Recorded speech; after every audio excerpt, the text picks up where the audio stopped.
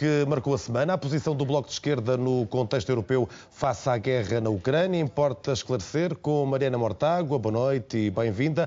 De forma inequívoca, o Bloco de Esquerda não tem dúvidas na condenação a Putin e a esta invasão russa? De forma inequívoca, o Bloco de Esquerda não tem dúvidas sobre a condenação a Putin e a invasão russa desde o seu primeiro momento. Aliás, eu diria, e iria mais longe, o Bloco de Esquerda escreveu no seu manifesto de 1999 que o governo de Putin era um governo de uma máfia. Condenou a ação da Rússia na Síria, na Chechênia, na Bielorrússia, na Ucrânia em 2014 e agora também na Ucrânia. E fizemos-lo desde o primeiro segundo e, portanto, até devo dizer que fico um pouco perplexo às vezes com a criação fictícia de polémicas que não deviam existir. Mas sabe que essas polémicas existiram durante esta semana e esse é um dos motivos porque a convidamos esta noite. E vamos por partes. Porquê é que os deputados do Bloco de Esquerda se abstiveram no Parlamento Europeu na votação, na primeira votação, aquela sobre o empréstimo financeiro à Ucrânia? Eu acho que nós estamos a confundir o inconfundível.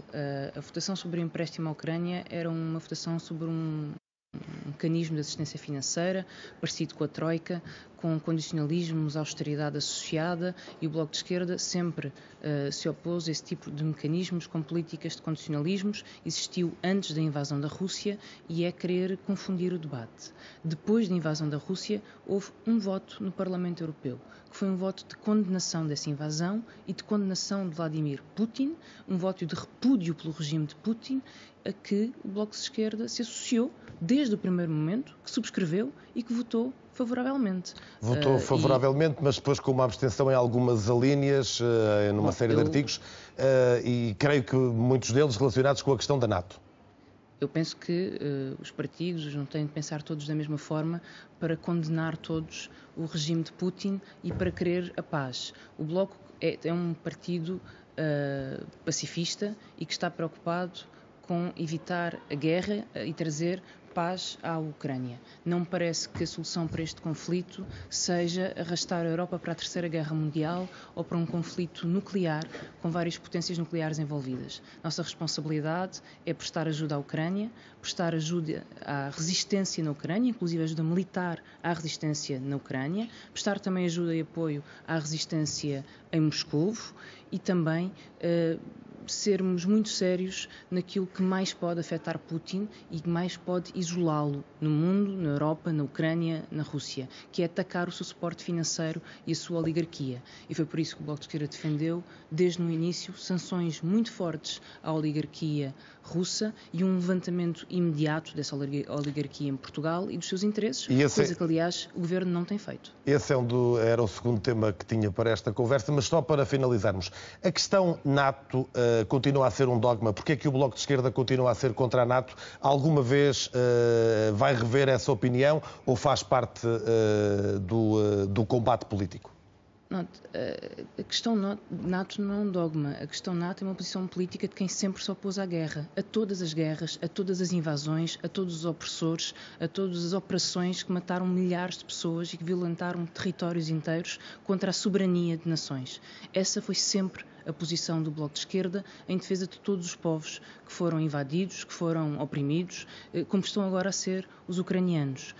Achar que um conflito nuclear resolve o problema da Ucrânia é errado.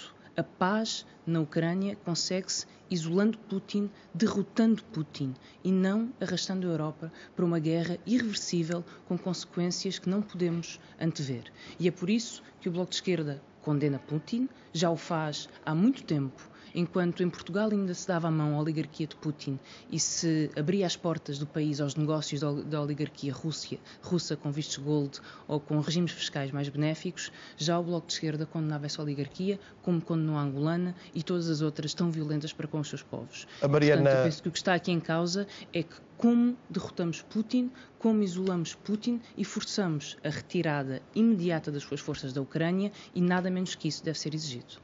O Bloco de Esquerda, e desigradamente a Mariana, por várias vezes já se manifestou contra esse dinheiro russo que anda por aí. Qual é, na sua perspectiva, a dimensão do problema em Portugal?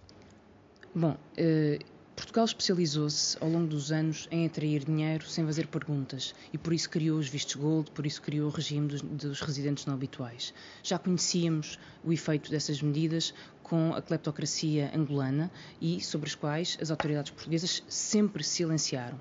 E isso também aconteceu com a oligarquia russa. E a verdade é que ainda há pouco tempo, numa entrevista, o Ministro dos Negócios Estrangeiros declarou que o Governo não sabia quem eram os oligarcas em Portugal com as contas congeladas. Aliás, o Ministro disse que não tinha recebido esse reporte, que não havia comunicação entre departamentos e delegou para o Banco de Portugal qualquer ação nesse sentido. Ora, isso a nós parece-nos, e parece-me pessoalmente, uma irresponsabilidade. Se entendemos que o ataque à oligarquia russa é a melhor forma de atacar Putin, e as sanções à oligarquia russa também são, então temos que pesquisar e identificar quem são esses milionários que conseguiram a sua fortuna próximo do poder político de Putin no passado.